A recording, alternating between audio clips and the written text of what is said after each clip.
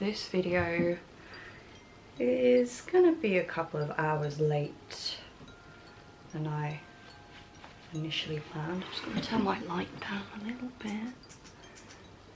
Overly bright. Now it's too dark. I got my memory card stuck in my camera the wrong way round just before I was about to start filming, and I was like, right,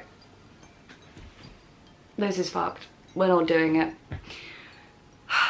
But I managed to sort it out, hence here I am. Greetings everyone, my name is Black Witch Dirah. I am a Luciferian witch of the left hand path as well as an occult educator. So my initial plan for my last video of this mini series, this candle is glaring on the camera in my face. I can see it and it's really annoying me. There we go. Yeah, my last video was going to be a collab, but it didn't work out. Mainly my fault. It's been difficult to commit to this little mini series I've done, I'm not gonna lie. I've had some health issues go down recently, nothing serious, like nothing life-threatening, but like regardless, it's been a pain in the arse and it's made it really difficult to get things done. So I'm amazed that I actually managed it, if I'm honest, but yeah, this collab didn't end up happening. So for my last video of this series, I'm going to be doing a Q&A to finish it off. So but before I get into that, the usual announcements. So there's hours left to sign up for Hexing 101. I know that a few of you have since I've been doing this series, so thank you so much for doing that. There's hours left, so chances are you probably won't make it if you're watching this video in a few hours, but yeah, if anyone who's got here early, there's still some time to get on to that course. So there's that, and also obviously the Dark Arts Academy. You're probably not going to make it in time for the ritual now, and yeah, obviously we've got ritual preparations, so it's a bit late to join for any Samhain themed celebrations, but November's coming tomorrow. November is here tomorrow. And my Santa Mote candle is very much on fire, so 1 second. So what happens when you add bay leaves to candles? They catch on fire. So yeah, November is tomorrow, meaning that we have a brand new focus for the month, which will be announced in the coming days. So look out for that. And obviously we're going to be open to new members for, I don't know when we're planning on closing it to new members in November, but I will keep you updated. So also, I did mention the other day that I have some new things coming up. So we have launched something called the Professional Witch Coven, and this is a space for those who want to amplify their business, wealth and success through magic, through also things like astrology, self-development, shadow work, etc. So I will post the link in the description for more information, and I'll be posting lots more information about that anyway. So Q&A, I'm going to pick 3 questions today to cover, just because I don't want this video to drag on, and it's late enough as it is me posting this video. So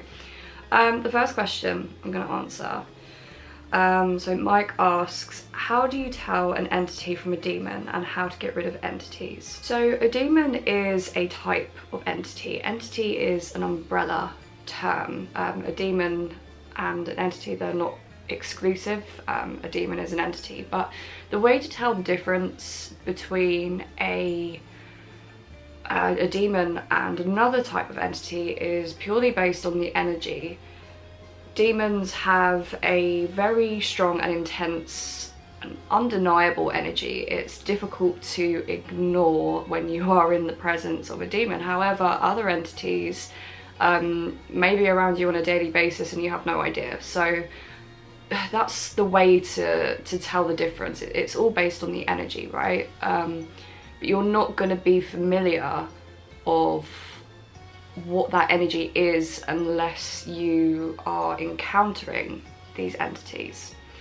So the only way to really tell is by getting familiar and doing the practical kind of work to figure out what that feels like, and you know, the more aligned you get with that energy, the more you're going to be familiar with it and be able to recognize. So I get asked a lot, like, how do I know I've summoned the right demon, the demon that, you know, I intended to? And the way you know is just by getting familiar with their energy, through working with them and through having them in your space often. You will undoubtedly know like what that demon feels like and when they're in your space. And the second part of the question, how to get rid of entities. So, I mean, again, it depends on the type of entity, but you know, for me, if I want to get rid of something, there's the lesser banishment ritual. There are loads of different ways to cleanse and consecrate your space. But you also want to make sure you're banishing it from yourself, like your physical space, and also kind of in an auric sense as well. And to be honest, there's countless different ways that you can do that. I think, you know, as practitioners, we all have our preferred methods. This is something we teach heavily on in the Dark Arts Academy. We're all about wardings, protections, banishments and stuff, all that foundational stuff, before getting into the more intense, advanced things. So the next question, are Satan and Lucifer two distinct entities or just two names for one for you? So from my perspective. So I think it's mostly agreed on by those that work with Satan and Lucifer that they are different beings. They are different gods, they have a different energy, and are worked with for, I don't know if different things is the right term, but that it's a different energy that you're calling on, and therefore your intent may differ in terms of what you're asking for from them. I think the two names meaning the same thing was very much from the influence of Christianity, and it wasn't just Satan and Lucifer that were used to describe, you know, the devil. Various other demon names as well. So it's kind of like anything remotely demonic is the devil, essentially. So but yeah, they are different. They are they're not the same. Like, even the meanings of the names, like Satan meaning the adversary, the deceiver, and then Lucifer meaning the light bringer, you know, even those are very different like connotations to that. However, the terms are sometimes used interchangeably. Like the thing that comes to mind is At Satan's Altar by Marie Ravensoul. In some of the prayers, she seems to use Lucifer and Satan interchangeably. So I don't know if from her perspective they're the same, but you know, she does mostly stick to Satan. But yeah, like, in my opinion, they are different. Do you know what? I'm gonna do 4 questions, so I think I have time for that. So, what is the best demon for huge money? So, wealth, essentially. There's no best demon for that. That's a matter of opinion. There's not a hierarchy of wealth demons, as in who is the best to go to for wealth. I feel like the demons that one works with is dependent on how your own energy aligns with them. So if you talk to various practitioners of demonolatry, the likelihood is that the demons we work with, some will be the same, some will be very different. It seems like most demonolators develop their own kind of pantheon that they work with. So for me, in terms of wealth, the demons that I tend to go to are mainly Boon, Belial, King Payman and Valak. So those seem to be the ones that my energy aligns with the best and the ones that I enjoy working with the most. But there is no best demon for it. No, I think what people are looking for is like, who can bring me the wealth, the wealth that I want the fastest, and that's not the attitude to step into demonology with, because it comes from a place of like greed and entitlement. Like, not calling the person greedy or entitled that asked this, but it's like demonology is very much about building relationships and not all about what you're gonna get from the demon. Like, obviously we want things from demons. We want them to make our physical life better as well as our spiritual, but you know, whenever you approach a demon with this kind of, you know, this is what I want, give it to me, it's not gonna work well for you. So there's no demon that's gonna put up with that.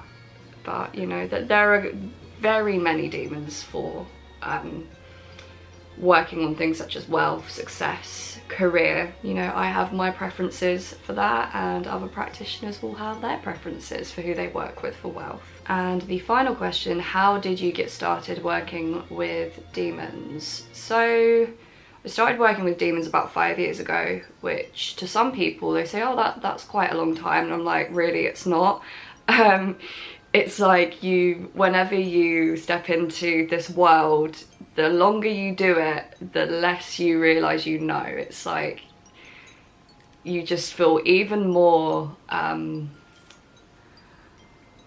what's the word? Not clueless, like I'm not clueless, but you feel even more astounded by the infinity of it all, essentially, and you're just like, wow, there's not enough time in a lifetime.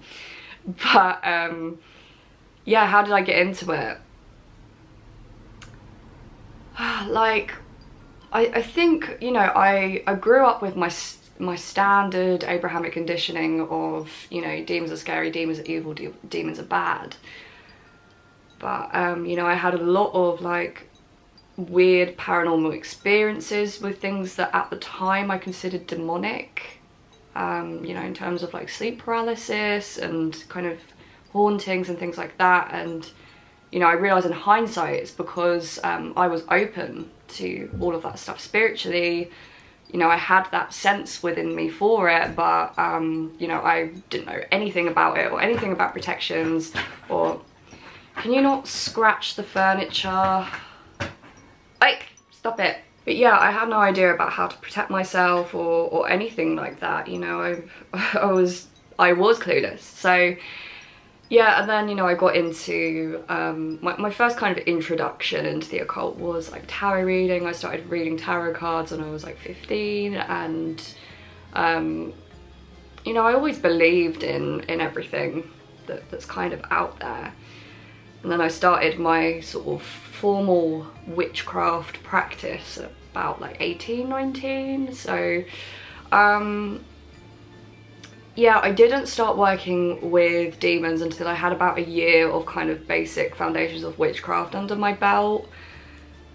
I don't know what drew me to it. I think that I saw other people that were involved in it, and I saw, you know, I learned from them, and I began to feel this sense of empowerment that I could get from it. I feel like I found this in an incredibly difficult time in my life, and I think the kind of subconscious motivation for me getting into it was for me to claim my power back, because, you know, I can't say that my current practice at that time was the most fulfilling thing for me. It was missing something, and I was still like under psychic attack all the fucking time, despite having practiced for a while. But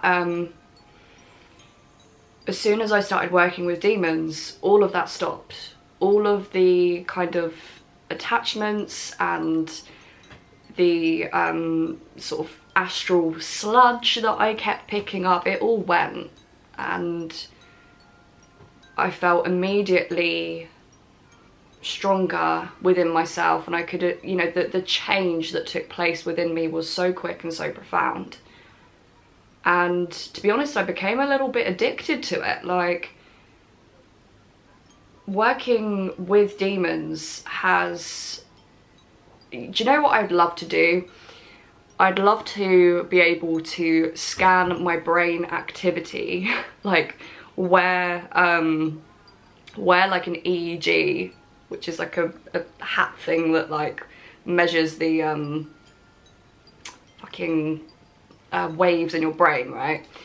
And I'd love to see the activity that goes on, because, and like monitor the brain activity somehow, because what happens is, I swear there's like some kind of chemical change, like it's an altered state, and it becomes quite addictive because it's fun and it's intense. And for anyone who's quite thrill seeking and, you know, loves to get high, and I don't mean like get high as in like take drugs, but you know, that could also be it, but like generally like just get a kick, get a buzz, you know, it's kind of addictive.